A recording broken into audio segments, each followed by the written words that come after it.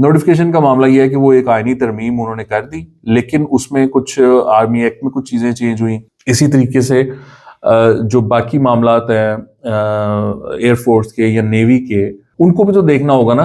उनकी भी तो, जब आप उनको लेकर आ रहे हैं एक अम्ब्रेला के under, chief of defence forces का एक अदारा तो बना दिया, लेकिन उसके एसओपीज क्या हैं, यानी कि उसके इख्तियारात क्या है, वो एक्चुअली उसकी इम्प्लीमेंटेशन क्या है।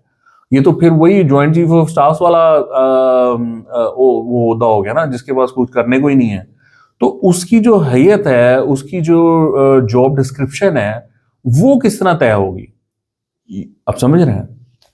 देखिए, आपने आर्मी एक्ट को चेंज किया, which is implemented on army.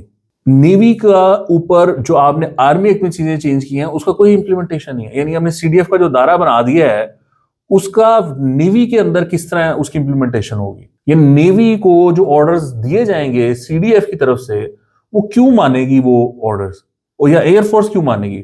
सो ये एक इंटरनल वर्किंग है, ये एक बड़ी पिक्चर है, ये एक पूरा अदारा है। उस अदारे की जो वर्किंग है, उसकी जो मैनेजमेंट है, वो उसमें डिफाइन होनी है। सो मेरा ये ख्याल है कि उस पर वर्किंग अभी चल रही है।